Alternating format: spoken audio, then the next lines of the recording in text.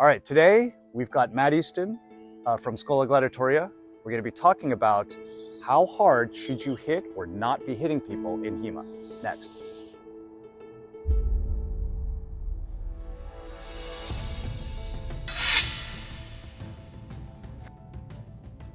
So Jeff Tsai, Forte Swordplay. I'm joined here today in the lovely UK with the lovely UK weather, which I believe is always like this, actually. That's been my experience.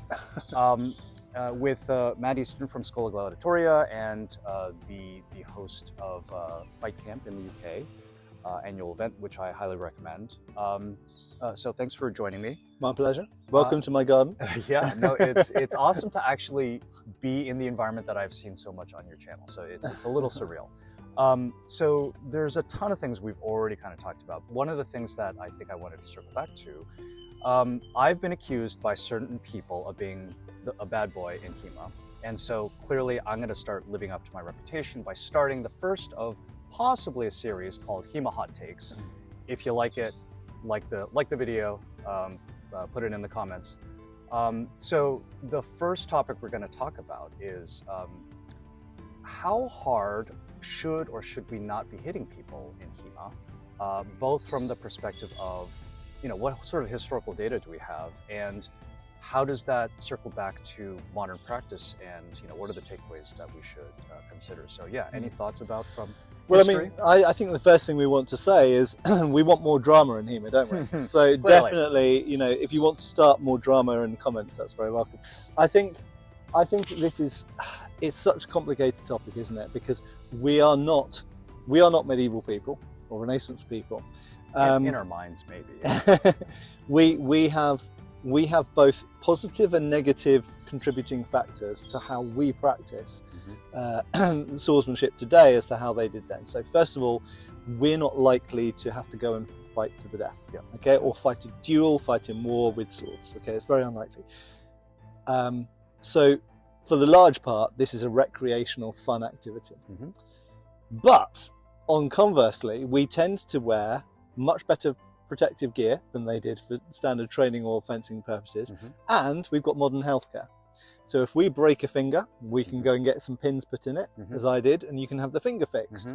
You break a finger in the medieval period, it might fix, it might not. Yeah. But secondly to that, some of these guys were like professional, fight masters, whatever. Whereas we might have to go into the office on a Monday and might have to write out a big document and be typing nimbly. So there's lots of sort of push and pull factors that mean that we end up in a very different position of the risks that we're willing to take or able to take, either due to medical science or protection or whatever, and the risks that they might have been willing to take because it's a more serious life-preserving activity for them, or conversely, because the risks are higher for them, because if they get an eye poked out, then that's it. So the cost differential definitely could be different. For sure. So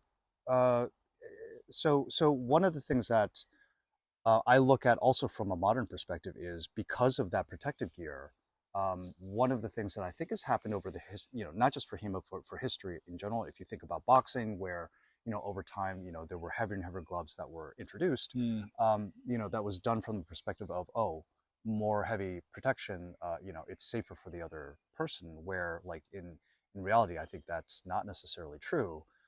So in a weird way, one of my, soapboxes that I tend to stand on is, are we somewhat abdicating our safety protocol and, our responsibility for fighting in a safe way, and actually kind of ignoring that and just assuming that protective gear is taking on that responsibility, whereas as opposed to actually us fencing in a much more controlled and responsible way with regard to not only ourselves but also our partners. Like, do we have any data that kind of suggests that they might have thought about kind of that kind of responsibility? Well, we know that there were financial fines for injuring training partners. So I don't have the quotes and data straight out of my head, but there are fencing guild rules which say, if you poke someone's eye out, this is how much you're going to pay them, you know. Actual fines. Yeah. Yep. And you know, the fines that are in these lists of fines, there are also some quite funny things, like, you know, if you do certain fines for everything. Yeah, if you do certain rude things in class, you pay a fine, and if you know, if you're late or all this kind of stuff. Yeah. So you know, a little bit like school, I guess schools have a list of rules, and this is the punishment if you break those rules. Right. But the fact is that it's clear that injuries have always happened. You can't avoid it, no matter how skilled or careful you are. But equally, we know that they did penalise people who, you know, injured other people. Right. And also, these are communities where, you know, your ability to work, they didn't have any social security net. They didn't have insurance. Their ability to work and to be able to function was what put food on the table and kept them alive, you know. So and they're a small community with a degree of interpersonal relationships, in some cases perhaps even family relationships as well. Communities were smaller, they were more close knit, more interreliant on each other. So, you know, if someone is the village or the town butcher, then you don't want to put them out of action, because that's like the butcher for the whole town, you know. So there's more social responsibility, and I think in some degree in a modern world with bigger communities traveling from further, we're perhaps less closely knit. Obviously some clubs might be closely knit within themselves, but when you go to like a HEMA tournament, you get probably a degree of emotional detachedness from the people you're fencing, because do you actually care that much about them? Maybe not in the same way that medieval or Renaissance people did who came from the same town. Yeah. And on the flip side, like if you get to higher levels of competition, not only are these people you don't necessarily know, there might be extra incentive to actually demonstrate that you're doing really well against them, for, you know, kind of your own fame and everything. So again, there's these sort of different levels of you know, push and pull in terms of cost benefit. So we're talking about you know, the importance of regulating your own ability to be safe for yourself and your opponent. What about the safety gear aspect of this? So, you know, what do we know or not know about like what safety gear that they tended to use or not use? Yeah, so I mean, you know, we were talking about this earlier, and my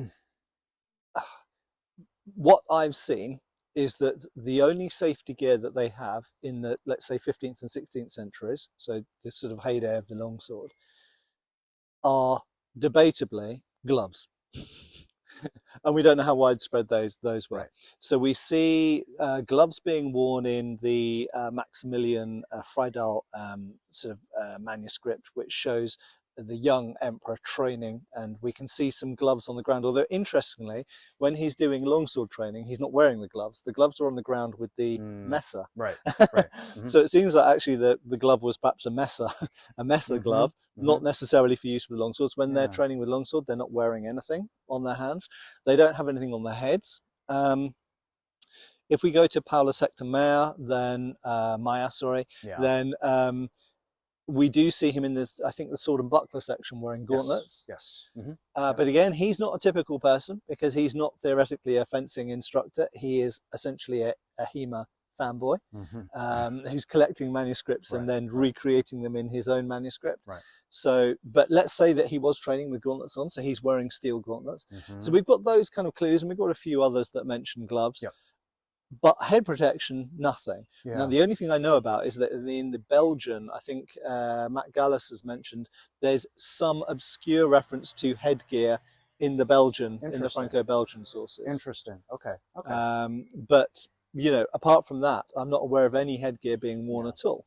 So essentially, we're dealing with a period where they're not wearing any protection. Really? Very little compared to what we're doing. And yet they're still doing it in a competitive way. And even if this is a smaller subset of data, when we're talking about the Germanic, you know, Holy Roman Empire area, we're aware of conventions where there are, you know, strikes to the head that are supposed to leave at least bloody marks, whether they're red marks or there's like an actually open wound or whatever.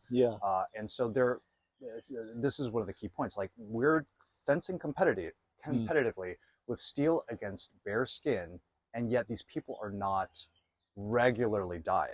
No, and there were fines for badly injuring people as well within that context. And they're not allowing thrusts, are they? So apparently for Holy Roman Empire, right? Yeah. So for a lot of these guild rules, they've disallowed thrusts for safety reasons. We think that at least some of the time they're striking with the flat instead of with the edge. So you've already got a lot of safety concerns in there. And as you say, they're looking for the bloom, the spurt of blood from the head, but they're not cracking heads. There's no implication that they're hospitalizing or killing people. They're just slightly wounding the skin. There's some sense of like there was a hit. There was a hit. There's not, and this is a key thing I want to sort of get people to maybe look at it a different direction. So I think when you hear about these bloody marks and you think about things like mensur and other things like this modern era where there's a little bit of this macho mentality of like, I'm trying to get a mark to demonstrate my manliness or whatever. I want to push back on that and think maybe, well, like in order to actually be able to hit someone and actually not kill them, that actually requires a fair amount of finesse and skill. And so it may not, like macho might be part of it, but part of it is the flip side, which is like, okay, get up there and actually demonstrate that you're not going to kill somebody actually, especially when you've got something with a longer lever and all of these things. So I'm hoping that, a couple of takeaways are, it is actually, there's benefits historically to actually fencing in lower gear. And then, even though you're fencing in lower gear, that does not absolve you of the responsibility of fencing at a higher level of skill and control. To the point where you can do really fine things like almost the equivalent of like drawing a Z like Zorro. Right? and also there's the idea of getting the bloom of blood from the person's head. That's within certain special, feast day kind of tournaments. They're special occasion things where you allow the split. I've never seen any implication that was what you do in every fencing class. There's normally you train your longsword, you fence with these people every week, maybe twice a year on a certain saint's feast day or something. You go and you do these public displays and you go, oh, today's going to be a special one, guys, because today we're going to be fencing to the bloom and we're going to, split the head. It's exactly the same tradition, I think, as you say, the Mensia effect comes from it. But in Britain, with single stick, we had exactly the same thing with single sticks. And clearly with the single stick, they're quite thin, those ones that they were using. The idea is purely to break the skin, not to absolutely, not to crack the skull or break bones. So this is a special occasion thing, but I don't think that they were always training like that. I think they were probably training with non-contact or minimal, very light contact. And then on special occasions, you go, okay, next week, just to warn you all, we're going to be doing this for real to break skin for public display, but here's the purse of money, and if you manage to do it, you get some money for it. So it's a bit more kind of always a special occasion. And that raises everybody's adrenaline, and this is kind of the fun part of it. Quickly going back to the single stick thing, what you're aware of for that, do you think it's more likely that it's the lightness of the stick that keeps the person safe, or do they actually have to still fence with a fair amount of skill to avoid? So my impression is they put the responsibility in the stick. Stick, I see. So they used ash wands. So you pull out the top of an ash tree, and then when the wands grow out, they literally harvest them off. So anyone who's seen wands from ash or even willow's a bit soft, but holly is quite good. It's really quite bendy. It's almost like a plastic stick. So quite light, quite thin. Certainly hurts. It certainly hurt, give you a really nasty welt on your arm or your leg. And on your head, it would be enough to split the skin and make some blood come out, which is how you'd get the win.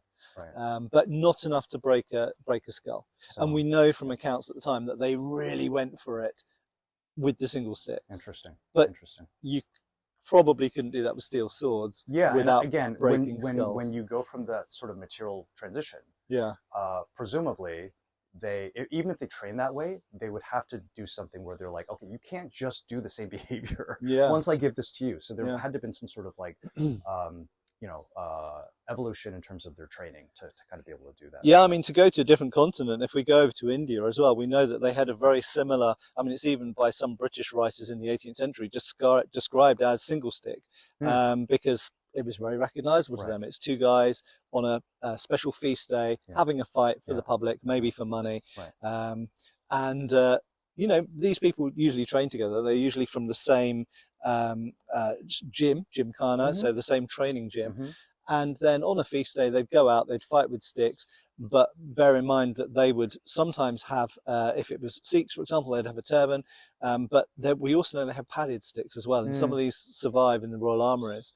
So they either had rattan or similar sticks or padded rattan sticks, and they struck for points. It was like single stick or fencing. So so they were striking each other, but there's not really any. There's no reference really to injuries apart from bruises and maybe the occasional cut or scrape, you know. So I think that's okay. So if there are takeaways, I feel like hitting hard is fun and is definitely something that has been done throughout history. Yeah.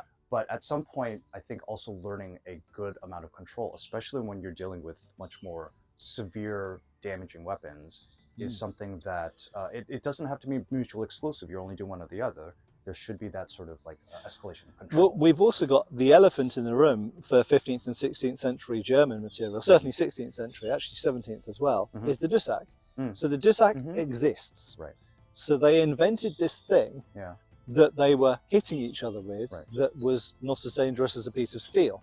So whether it was made of leather or wood or a combination of both, we don't exactly know how they were made, and they're probably different types.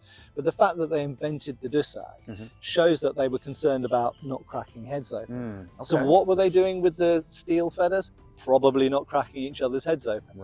Or why would you bother inventing a Dussak? These are all fantastic historical context. So yeah, this is really good food for thought. So thank you. Thank you. Yeah, no, it's a good. It's a good, meaty, complex topic, I think. But so hopefully, food for thought for everybody. So we'll see you on the next one.